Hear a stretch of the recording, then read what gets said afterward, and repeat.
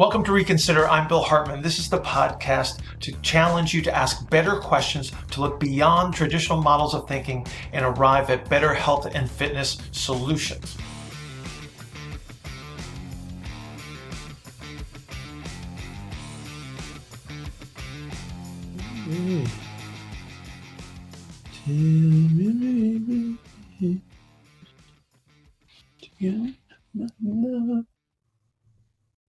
All right.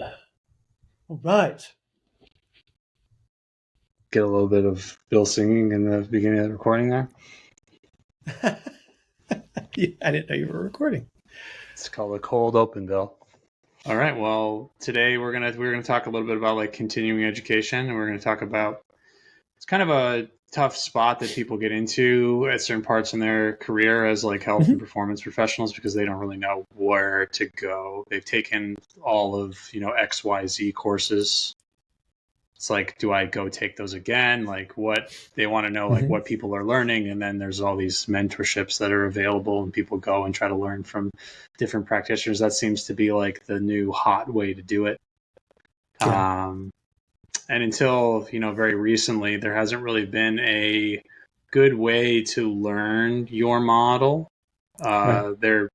People can subscribe to YouTube and Instagram and kind of try to navigate it for themselves, but there isn't a way to have, other than like the coffee calls, have direct access to you or having gone through like the process of applying for the intensive, going to the intensive, or be lucky enough to have been able to get a mentorship spot from you, which are pretty few and far between. Right. So now they stay pretty full.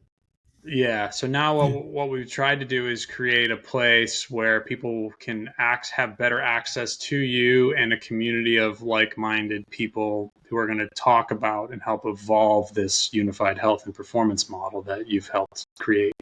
Right. And that's going to be like through, there's an app and a service called Mighty Networks. And we've created a place for people to come together in forums and through like chat room sort of atmosphere to create threads to talk about different things. It could be things that they're dealing with in terms of cases with clients and patients. It can be based on videos that they've watched and things that you've said and trying to understand, sort of create a conversation and a dialogue in that place. Correct. So that it will be, as we have said, it will be the hub of all things in regards to the unified model. And so now, instead of being scattered all over the place and then taking things, like 3 degrees of separation away from it, you can actually come directly to it. Right. Because there's the frustration of people coming to you later on and being like, oh, I learned your model through this person. It's like, well, you learned their interpretation of Bill's model because they participated in like a weekend course with you or learned from you in person 4 years ago. It's like, that's like, that's like having, you're learning from somebody who learned from somebody, which it's like as an introduction to a concept is good. But if you are really trying to understand that person's model that they created, then you probably should try to get it from the source. And like I had said, it's kind of like making a photocopy of a photocopy of a photocopy. It's like you can still kind of see what it is, but it's just not very clear, and it's just not as precise, right? Yeah, that's the old like PT. You have runner's knee, right? And you go to the PT and you get a packet of papers. That's a bunch of exercises that have been photocopied 40 times. Exactly. Yeah, it's like, so we want to create a place where everything will be clear and concise and again it is the source, right? So we don't have to go looking anywhere else. We will have everything there for you. Go ahead. No, you go. Well, I was just going to say, like, let's talk about what you saw as some of the downfalls of continuing education leading up to this point, and then like how how we're going to correct those pitfalls and problems. Well, I mean, so I think that the recent historical events have made it such that some elements of continuing education have been devalued, which again I don't necessarily agree with. But from an introductory standpoint, to get foundational information, we can certainly distribute that in an effective way without requiring the in-person nature. To ultimately become proficient at anything, I think that the in-person element of education is essential. But to establish foundational understandings, I don't think that that's necessarily the case. And so that's kind of how we're looking at this. So if you were to participate deeply in this upcoming network, I think you'd walk away with a lot of foundational understanding. But from pure application, that's going to require time. So I'll give you, for instance, so I've had mentees for several years, like they stay in the mentorship program for several years. So because it's determined by how they see it valued, and as long as they can extract value from it, then they can continue to evolve in that medium. And so we're always going to have that element of it. But there's people that only want a superficial understanding. That's fine. And then there's people that are going to really dig into this thing because they're going to see the value in it, and then they're going to want to develop themselves and continue to make progress to set themselves apart from, say, another group that is only interested in the superficial end of things. Some people just buy a book. Some people participate in a course. Some people repeat courses because they want to gain greater depth of understanding and be able to apply it much more effectively. And so we're going to be able to address all of those elements by bringing everybody together into one space. Right. So there's the aspect of it, or the people that want to be part of the community of like-minded people that they can communicate with, they can Right. refer each other to. There's that. And there's also like this route that people can take when someone tries to learn how to do something well. They try to adopt different methods or models, and then they end up with that model, and then they use that model for a while, and within it kind of gives them the guidelines in which to work and creates kind of a feedback loop for them to progress through. So that's like something that hasn't necessarily really existed in regards to like a practitioner's curriculum or something like that with your model. Yeah. But that's what we're moving towards doing here. Absolutely. Like, Absolutely. Yeah. we're gonna create. Go ahead. Yeah. No, go ahead. Well, it's like the whole goal here is to create a much more effective practitioner. Like that would be the end representation. But this is the end of it that's going to require a little bit more of an investment. So this is not go to something, do something for 2 days, and go, oh, I get it, and then you walk out of there, not having the skill set to apply it with great effectiveness. We want to create somebody that's ultimately going to be able to go through this entire process and then be very effective on the other end. And so again, that's the whole premise here. But with the understanding that there's people that will not pursue that, and that's fine too. But the information that you will be exposed to will be, like I said, from the primary source. Right. So we'll have information of how people can apply to join the network in the comments for the YouTube video. And that it will, and then we'll have links obviously on Bill's Instagram and any of the other places on Bill's website, just to kind of redirect people to the network. And so right now we're going to be in the process of gathering like applications. So there's some questions, and we'll go through and see that if you are someone who's in the profession of health and performance, or if you just are someone that has like is an enthusiast and has a fitness enthusiast, health enthusiast, and very interested in this model and learning it as well, that there's a place for you there too. And then we will open up the doors to the network and have posts from Bill about case studies. We'll have forums for people to discuss the model. There will be coursework there will be some free coursework, and there will be some, we're talking about the practitioner route, which will be more of a stepwise progression with levels to try to learn the model and get certified as a practitioner in the model. Yeah. So it's exciting stuff, and it's like the fledgling phases of trying to solve a bunch of problems that you saw with the way people are, practicing. Yeah. Well, and again, you and I have both been exposed to situations where again it's someone else's interpretation, which is unfortunately incorrect, and then that information gets proliferated through the industry, if you will, and then again there's a lot of misunderstandings, and then people get frustrated, and then they don't see the value in it, and so I want to just make sure that before they make that decision that they're exposed directly to a primary source work, so they can actually understand this and be much more successful. That's ultimately the goal. Right. So so now that we've kind of at length talked about what is coming and what we're doing, I think maybe just expanding upon what are the failures of certain courses that exist, and what are the typical mistakes that coaches and clinicians make when they go to these courses? What are some of the things that we're trying to get people to reconsider and avoid going forward?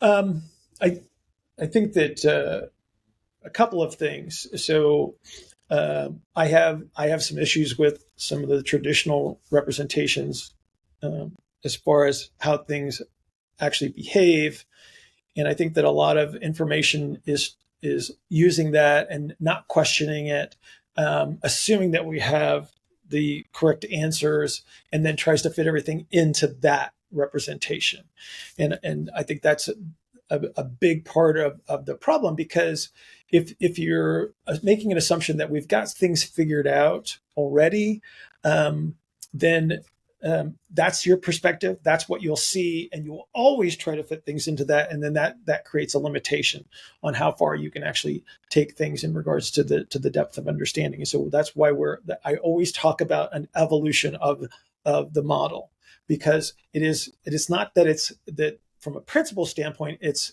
changing. It's just the fact that we have to take more and more things into consideration as we start to understand them, and we can bring them in and we say, okay, represented to how we see this, how would this now impact what we do?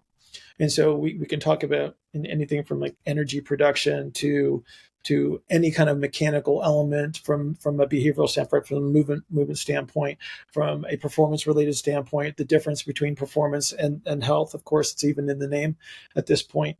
And so we want to have something that is coherent, that makes sense and is logical, versus constantly adding new rules that we don't really need to add, because we have a limitation that has been imposed on us by a traditionalist status quo type of thinking. Right. So anytime you have a certain issue or a problem that needs solving via whatever model you're using, if you run it through the model and all of a sudden that becomes an exception, right, then something is wrong with the model that you're using. There shouldn't be you shouldn't have to make secondary courses for your model based on exceptions to rules that you created. All you have to do is realize that the rules that you created, there was some sort of fallacy. There's something wrong in the original algorithm of the model that you were using, because there shouldn't be exceptions to these underlying rules. And that's always been sort of the goal of your model, right? It's exactly coherence. It's to coherence. Again, you get tired of hearing me talk about it when you're having a private conversation, because that's always been the intention. It has to make sense. It has to fit within universal principles. We can't. We behave in a certain physical world that behaves a certain way, and so we have to follow those laws, if you will. So that it's always to seek out the absolute. of it. And then from there, we can make better decisions because we don't have to make up exceptions at all. We can just say, well, within this framework, this is how it should behave. Does it behave that way? There's our test. And then we test it over and over and over again. And we look at the outcomes and we say, okay, if the probability is consistently moving in this direction, then this is closer to the truth. That's how you figure things out. You don't just say, well, under this circumstance, it does this, and under this circumstance, it does this. It's like, no, what is the commonality? What is the coherence between those two representations? And that's where we're going to find the principle. Right. So it's not that you've created any of these like fundamental laws that the model is built upon. It's just you've looked to the things that seem to be universally true by using like the physics and the science of the universe, like the model of we should say the model of physics that got us to the moon with like cardboard boxes and aluminum foil. Like Newtonian physics is good enough to get a cardboard box to the moon. Correct. So it's probably good enough to fix your runner's knee, as a callback to what we were referring to earlier. Yeah. Yes. But yeah, so it's not. I think a lot of times people see you talking about your model, or they talk about like the usefulness of the model that you've created, and they think like, well, you know, it can't be the answer for everything. Well, it's like whatever model you're using, you should be looking for something that is that. It's there. There should be some right. That's what we're always working towards, right? And it's like this model has evolved a lot over the last 8 years since it's been sort of put together. And that's something people need to realize as well, is that there are certain commercial models that exist that have not evolved one bit since 2008. Right. And we're not here to name names, obviously, but that's anyone listening to this. Yeah. Well, again, anyone listening to this can kind of understand. Yeah, I think that most people's intentions are honorable, but they're just trying to work within a framework that already exists. And I'm saying like, well, we should probably examine that framework and ask more why questions and then how questions. And from there, the deeper we go with that, then we can actually define the principles. And then by taking those principles and applying them absolutely, that's how we make a better decision. Right. We start to recognize the fact of what the options truly are as to what could be happening. If you have a very reductionist model that you use, you must try to fit everything into that. And then that limits your capabilities, and it limits the number of possible solutions. Yeah, and this is a good opportunity to talk about another one of the things that will be included with the network when it launches is a decision-making course that Bill has put together that will be for free. And that's like, Rich, if one of your goals and one of the goals of what we're trying to do is create a better practitioner, so as an example, anytime I've run in the past, like an internship course, or anytime like you've had students, there's some aspect of like creating a well-functioning person first that has a mind that can make decisions, has the emotional intelligence to be able to work with people. Like these are sort of foundational skills that a lot of people go into learning about a model or course without even really having developed well, because it's not really taught in any sort of respectable degree. Most people think that exposure to information is knowledge, and then that knowledge means that you immediately have a capability which you do not. Right. And that goes for everybody, right? The ability to do something with that information then becomes part of the problem. It's like, well, what does this information even mean? Like I have to add meaning to this. I have to be able to decide based on we all have limited understanding. So I have to make a decision based on limited understanding. I have to understand what the probabilities are. What are the options? We all need to understand this to a much greater degree. So it stands to reason. It's like, okay, learning how to think, learning how to ask a better question, learning how to give meaning to something becomes an essential component of becoming an effective practitioner. So let's start there.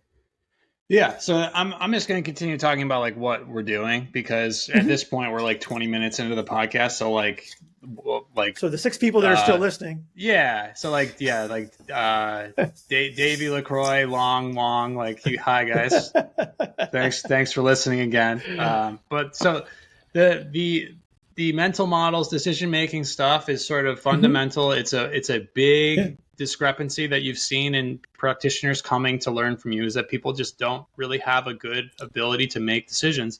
They don't have any sort of mental, I shouldn't say everyone, but a lot of people don't have any sort of mental models to sort of hang the information on to make decisions.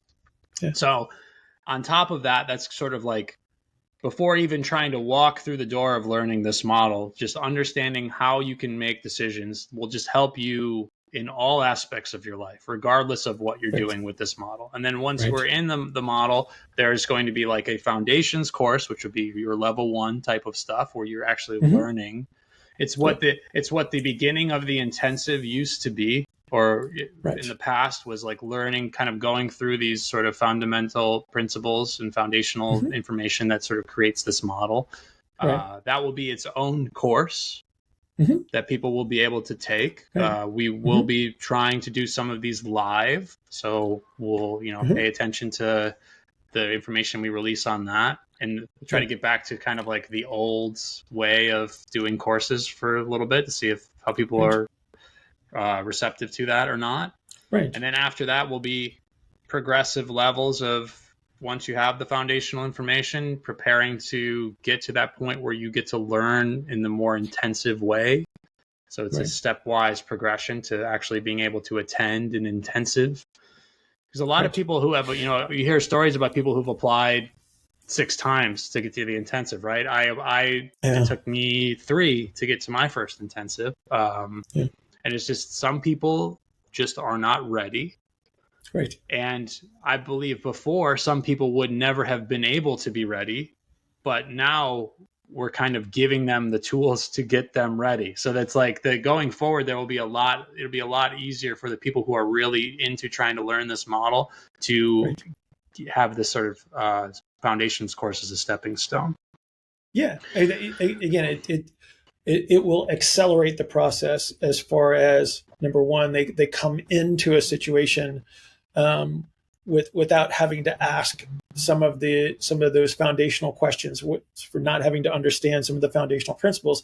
It comes into a situation where it's instantly more practical, much stronger in application, and then you walk out with sort of loaded for bear, if you will, as far as like, what can I then do with this information, versus just trying to learn it and struggling. As much as I enjoy that situation, and looking at the pain on their faces in the small group situation, we need to make this a little bit easier for people to have access to the practical element. Right. Okay. Yeah. So get signed up for the network, and you'll be on the list of people that, when that thing opens, will kind of It will be the entryway to actually participate in the live intensive. Sure. Yeah, it's like working your way through all of this stuff. That will be the way, because it's the intensive application will have you taken. It's like, have you taken the intensive before? Okay. Have you taken the foundations like course? Like, do you understand the model? Because the intensive will be even more intense. Intense, yes, very much. Because it will skip straight to the more applied and advanced integration of the model.